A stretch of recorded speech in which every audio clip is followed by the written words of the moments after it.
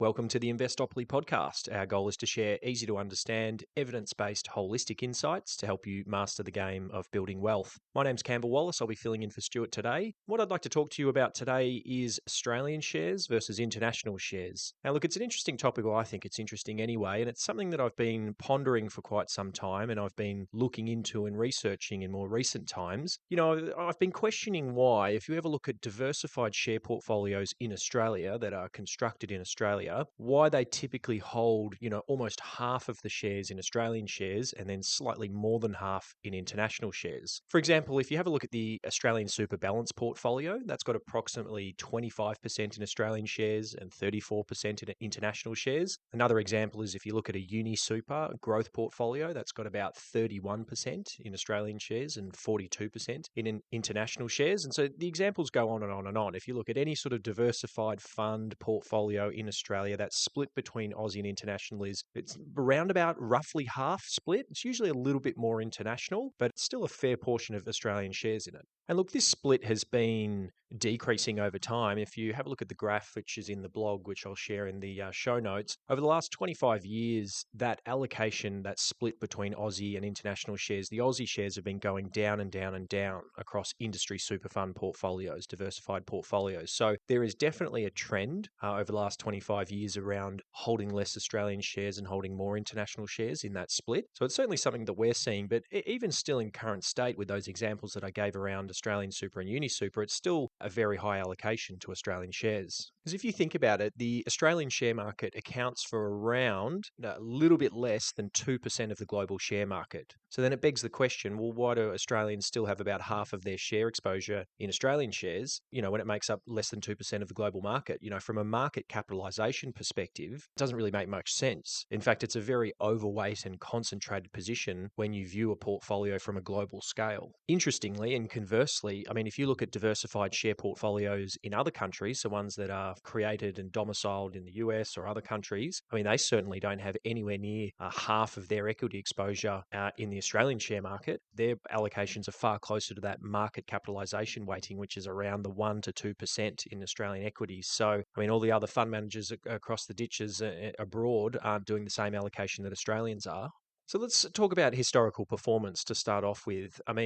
Over the last 10 years, the Australian share market has significantly underperformed the global share market, and it's to the range of about 2 to 3% per annum over the last 10 years. That's a meaningful gap because that's per annum. So it's quite a sizable gap, and you'll see the graph there in the blog as well. And look, that underperformance, it is largely attributed to Australia's limited exposure to fast-growing sectors. So technology is the obvious one, and as well as having significantly lower earnings growth compared to international shares. However, 10 years, I guess, is a relatively short time frame to look at. So if you extend that time frame out even further, over the past 30 years, actually the returns have been relatively similar. So versus Australia versus international shares, they've both averaged about 8 to 8.5% per annum across that 30-year period. Now, of course, it's really very easy to look backwards and comment on past performance. And, we've all got 2020 vision and hindsight, and it's very easy to say, if the portfolio had been constructed this way, it would have generated better performance. I think that that's not really a fair thing, and that's not really the point of this blog. So rather than focusing solely on historical returns, I guess the more important question in my mind is whether there are structural benefits to the Australian share market that justify such a large domestic allocation for Australian investors. And in looking at this and in the research that I've done and in speaking with some of the fund managers and ETF providers that we know and we have contacts with, I've really boiled it down in my research to a list of key potential benefits or differences the Australian equities offer Australian investors. And so I'll go through these in more detail, but at a high level, they go like this: franking credits, no currency risk, a reduced portfolio volatility, higher dividend yields, different industry and sector exposure, and finally a comfort and home bias. And that's what I wanted to look into. These are really the reasons why Australian shares could potentially hold structural benefits for Australian investors, and I wanted to dig into this in a bit more detail. So let's start with franking credits. So the tax impact of franking credits is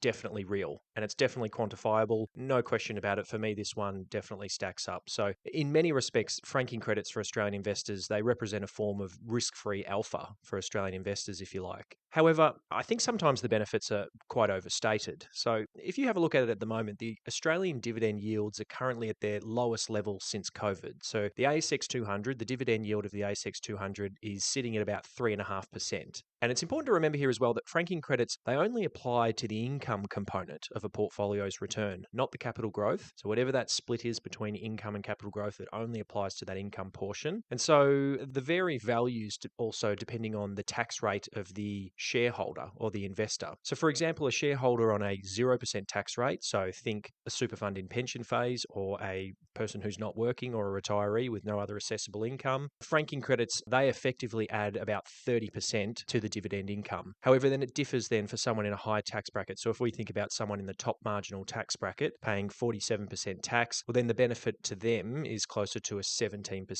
benefit. So to put some numbers to this, based off the 3.5% dividend yield of the ASX 200, someone in a zero tax rate, their 3.5% dividend yield turns into 4.55%. And then for someone in the top marginal tax rate, paying 47% tax, well, their 3.5% dividend yield turns to about 4.09. So then this means franking credits, they're effectively adding around 0.6 to 1% per annum to the returns. This is meaningful, definitely, and it is risk-free alpha, but it's really important here to consider as well that extra alpha only applies to the income portion of returns. When you're looking at overall performance, it's not based off overall performance because that includes capital gains as well. Of course, if there was someone who had 100% exposure to Australian shares, well, then it would add that full benefit of the 0.6 to 1% depending on their tax rate. But if someone, more commonly has about half the exposure, well, then it's sort of half those amounts. So it's sort of 0.3 to 0.5 of alpha that it adds to the overall performance of a portfolio. So as I say, franking credits, definitely, it's a risk-free alpha. It is a benefit to Australian investors in Australian shares, no doubt, but the numbers there aren't astronomical. I think if we look at it at an overall return perspective, I think sometimes they're overplayed and overstated a little bit. So the next element I want to talk about now is currency risk. So no question, investing in Australian shares using Australian dollars removes a direct currency risk. And, this in effect provides protection against domestic inflation and, the erosion of purchasing power within Australia. However, currency risk when investing in international shares can, of course, be managed via hedging when investing in international shares. So most ETF providers, fund managers, often most of them offer a hedged option for their international shares exposure.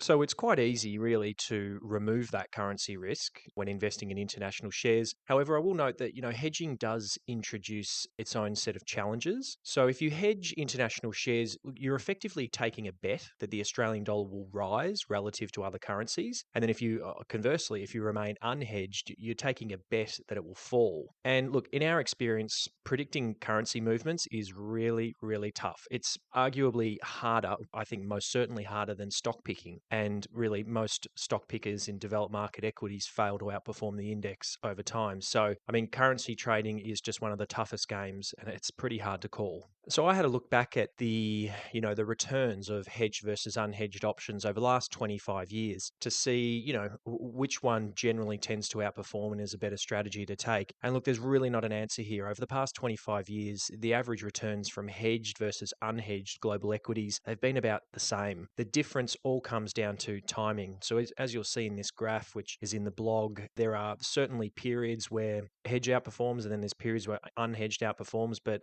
across this 25-year subset that I'm looking at, it's a pretty even spread across both. If you're good enough to call those periods, and we certainly try to our best, because I guess when you have a decision to make, when you are investing in international shares and you're investing new money, you have a decision to make at that point in time. And we certainly do internally within our business. We take a view on whether we think the Australian dollar is going to rise or fall in relation to international currencies. So I think you make a call on it. It's very tough to do though, as I say, and the long term, the averages are around about the same either way. So, looking at the variance and the timing of these performances, since about 2010, the depreciation of the Australian dollar has supported an unhedged strategy. And many investors have favoured unhedged exposures as the Aussie dollar tends to behave as a bit of a risk on currency, while the US dollar often acts as a bit of a risk off currency during periods of market stress, which is what we've seen in the last year or two. However, with the Aussie dollar now hovering around 70 cents to the US dollar, in fact, on the day that I'm recording this in mid-Feb, it's 71 cents, currency rate between US and Aussie dollar. I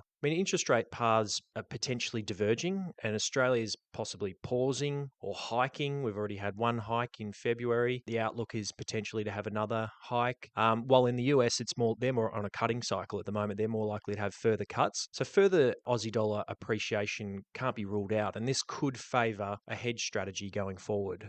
One thing that's important to note is the impact on returns of a hedging position. So, hedging can change how much of a fund's return comes through as capital growth versus taxable distributions. So, it sort of depends on the tax election of the fund or the ETF and the election that they've made. But hedging gains and losses, they generally and can be brought into account each year. So they're not put in as unrealized gains. And this can result in large distributions. And then it can also go the other way as well. It can either be large distributions, or if it doesn't work, there can be erode and clear almost all distributions in some years. So it makes the distributions a lot more lumpy, but then it also makes the overall return tax inefficient. Because really, as I'll speak about a little bit more, having a larger portion of the returns in income and distributions, you getting taxed on that every year. So that hedging position increases those distributions, and then you're paying tax on that every year. So it's a little bit ineffective from a taxation perspective.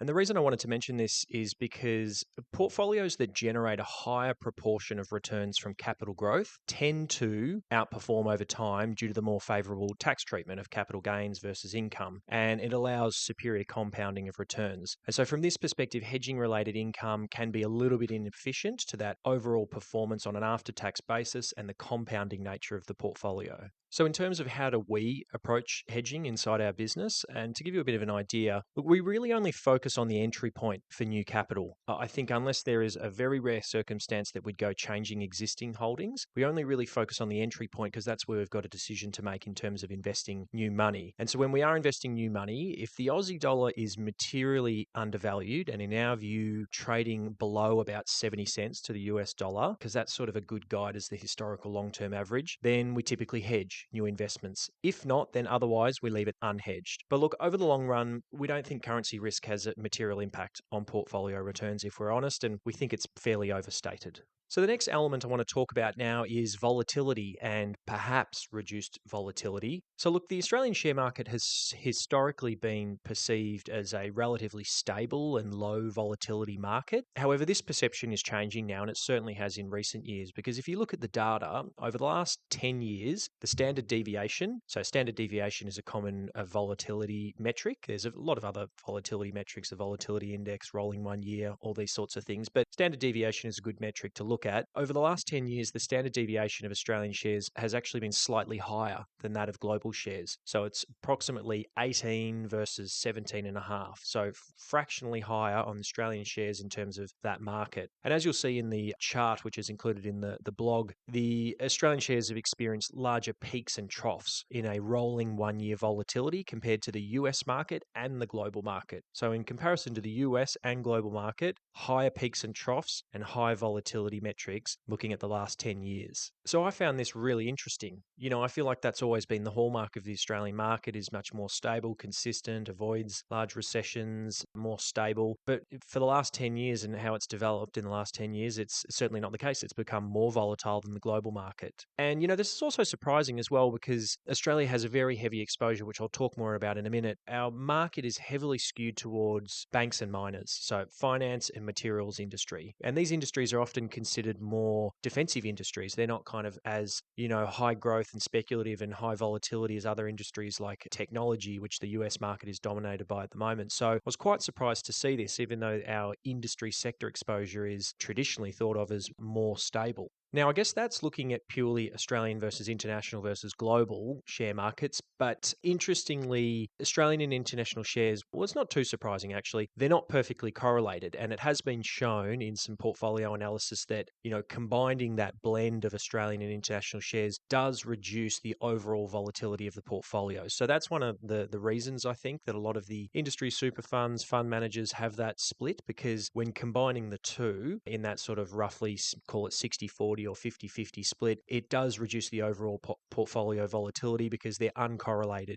Now, look, in my view, I certainly appreciate volatility is important. It's certainly something that we look at, and particularly for investors that are approaching the point of drawing upon their capital, so typically retirement, it is important for them. But really, I think for a long-term wealth accumulator investor, they shouldn't be too worried about minor movements in short-term volatility. It should matter much less for someone who's, as long as someone's well informed, they understand there's volatility in the market. That's part of investing. That's par for the course. It's part of that. So as long as you know that, and if your main focus is long-term performance, capital growth, and you're not worried about the short-term performance, I don't think volatility should matter that much to you. And it certainly doesn't for me in terms of my personal investing and for my clients who are long-term investors. It's important volatility, but I think really that the key number for me is long-term performance.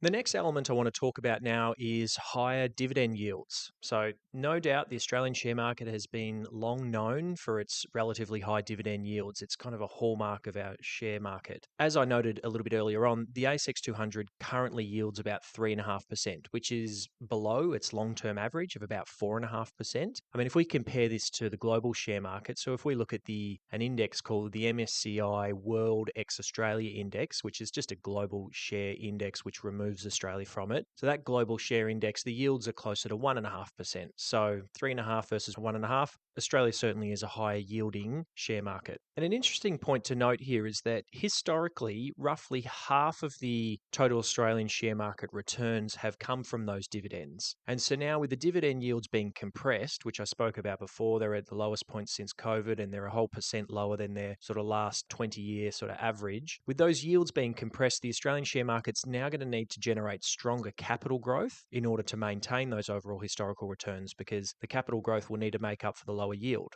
And in our opinion, under the current economic conditions and given the structure of the Australian share market, this might be challenging. Australian banks delivered really strong returns in 2024, so up about 31%, the banks in 2024. And then the miners then had a strong 2025, the year after, last year. So they were up about 40% roughly. So there's been big numbers from the two key sectors and industries of the Australian share market. And looking ahead, it's difficult for us to identify where outsized returns will come from in 2026 to drive above average capital growth in the Australian share market. So we do acknowledge, of course, that higher income means that we need less capital growth in order to achieve a benchmark return. However, as I touched on earlier, for most long-term investors in the accumulation phase, receiving a greater proportion of returns as income is not ideal from a tax perspective and from a compounding growth perspective. So it was obvious because income's taxed annually, often at higher marginal rates, whereas capital growth is taxed only when it's realized, if at all, because you might,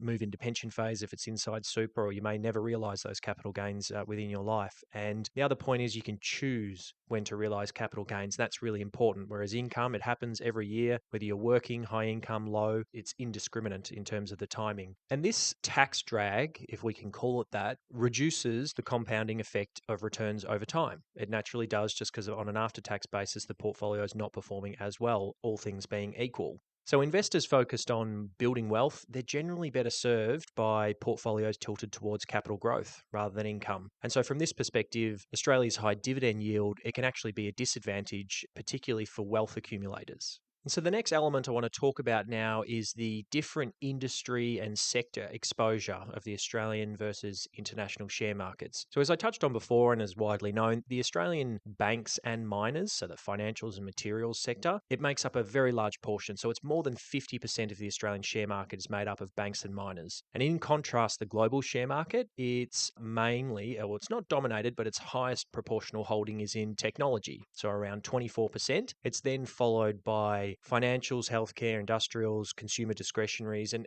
each of these are roughly accounting for a percentage holding of about 11 to 15%. So global equities, looking at those numbers, they offer a much broader diversification across industries and sectors, but then also from an underlying company's perspective, because it's much more vast. There's a lot more holdings, more companies. So more diversified in terms of sector and industry allocation and underlying companies. And so it could be argued that Australian shares provide a really nice diversification within a portfolio due to their sort of unique sector composition. And that's true, I guess. That is true. I mean, I guess a similar diversification benefit could also be achieved through exposure to other regions such as UK, Europe, Japan, emerging markets. They've all got different sort of sector allocations that could complement a global share allocation. But we talk about diversification a lot, and it is important, and there's certainly benefits in being diversified.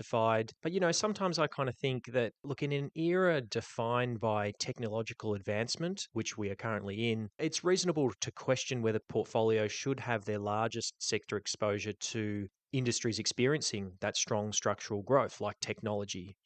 Does it make sense to have a higher allocation to the sectors that are growing and outperforming at the moment? So, I mean, I don't think the aim of the game is to get a perfectly even spread diversification across industries and sectors. I still want to make sure it's just not overweight or heavily concentrated to the point where it brings in unnecessary risk. But certainly I still think that I want to have good level of exposure to the industries and sectors that are performing the best. So look, from a diversification perspective in industries and sectors, look, the global share market is more diversified from this perspective. Yes, okay, having that sort of even split with Australian shares and international shares does offer sector diversification, but I don't think that the benefit is there really from that perspective. Same thing could be achieved with a lot of other markets, and I don't think having that diversification to get really perfectly split across those sectors is really that beneficial. And so the final element that I wanted to discuss now is what I'll call the comfort and home bias. Now, this section it's a little bit less data driven. It's a little bit more behavioral. It's a little bit more qualitative than it is quantitative. So it sort of veers off from how I like to look at things. I sort of prefer to drill into the data and look at that. But I think it's a really important element to discuss because I certainly think there is a big part of this in the overall consideration. So when I talk about comfort and home bias, I think Australians often believe they have a better understanding of domestic companies, which might be true. We all know someone who works at BHP or CBA, and these companies, companies like that feature prominently in the 6 o'clock news every night. And so while we are probably as Australians generally more familiar with the big companies in the ASX 200, and while that familiarity may increase comfort, it doesn't necessarily translate to superior investment outcomes. And I mean, that's really what I'm focused on. Most investors, I believe, don't possess enough insight to consistently select individual Australian stocks that outperform the market. And most of the professional fund managers don't do that. Therefore, I think the likelihood of the everyday retail investor knowing enough in order to outperform the market and construct their own portfolio and really know the important information that's needed to be known about those Australian companies, that's quite unlikely, I think. So look, in my experience, I've definitely noted a clear behavioral home bias. And I think that home bias, it's not exactly grounded in evidence-based decision-making, logical, data-driven decision-making. And look, removing emotion and familiarity from the equation and allowing data to guide portfolio construction, it's far more likely to lead at better long-term outcomes and drive higher performance over the long term, in our opinion. So now, having considered all of these various factors around investing in Australian versus international shares, I want to sort of bring it together and give our conclusion across the board. So look, Australian equity exposure has been declining gradually in diversified portfolios over the recent decades. The data shows this in industry super funds. Franking credits, as I first touched on, they provide a genuine risk-free benefit. No question about that. They provide a benefit to Australian investors, but I think it is sometimes overstated, particularly given the dividend yields are reducing. And then if Australian shares only make up half your portfolio, then it's only on that portion and it's only attributable to the income portion of your Australian shares, not the growth. So I think the numbers on it are sometimes overstated, but no doubt franking credits is a genuine benefit for Australian investors. On the currency risk, so investing domestically, it does technically removes the currency risk. However, currency exposure can just as easily enhance returns when exchange rates move more favourably. So it could go one way or the other. And we don't see a huge benefit either way. It's also really difficult to predict currency exchange rates. In terms of volatility, well, the Australian share market has surprisingly become more volatile than the global share market over the past 10 years. Although it is worth noting that in an overall portfolio with that sort of even spread across Australian international shares has been shown to reduce overall portfolio volatility. But as I touched on earlier, I think for a long-term wealth accumulator client, someone who's not in a window where they're going to be drawing upon capital, volatility should just be understood that it's part of investing, it's part of the game, and you've got to accept some volatility to get those long-term returns. From a sector allocation perspective, well, Australia remains a concentrated market with limited sector and company diversification in relation to the global market, and its lack of exposure to high-growth sectors, so typically technology, that's contributed to weaker earnings growth and significant relative underperformance over the last 2 decades. Now, look, I probably sound as though I'm really trashing the Australian market here. I'm not. It'd be unfair to say that we are against investing in the Australian share market at all, or even taking an overweight position. Like any market, it comes down to our assessment of likely medium to long-term returns. If we thought the Australian share market was cheap, which we don't currently, we would be very comfortable being overweight in that market.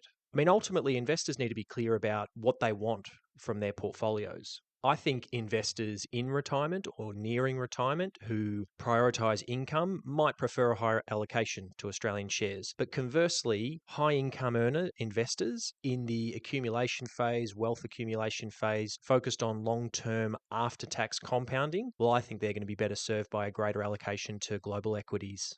And just to be clear, if there's anyone listening to this thinking, oh my gosh, from what I've heard, I'm just going to go out and sell all of my Australian equities and reweight my portfolio, that's certainly not what we're suggesting. We're not suggesting people abandon existing Australian share market exposure, particularly where doing so would trigger capital gains tax and the like. I mean, the point of this blog is to encourage people to think more critically about where they direct future investment dollars. That's really where you've got the big decision to make and where you've got to take a position. Because when you're investing new money, that's where the choice is. But there's a different equation if the decision is, do I sell existing investments to then put it into, reweight my portfolio and put it into other allocations? That's a completely different thing. I think really the point of this is just giving you some information to think about where you invest that new money going forward. Okay, so rather long topic today. I thought it was worthwhile really deep diving into that sort of equation of Australian versus international shares. Hopefully there was some interesting information in there for you. Probably run out of time for listener questions today. So until next time, bye for now. And before you go, if you enjoyed this episode, please share it with someone that you think will get value from it. And if you have a moment, leave a rating or review on Apple Podcasts or Spotify, as it really helps more people find the show. If you have a question you'd like me to answer in the next Q&A episode, email it to questions@investopoly.com.au. And if you'd like to learn about my new book, Wealth by Design, which is out in a few months' time, head over to investopoly.com.au/book. The link is also in the show notes. And you can also register for the pre-order offer, which is an AI tool that you can use to get more personalized value out of this podcast. Thanks for listening.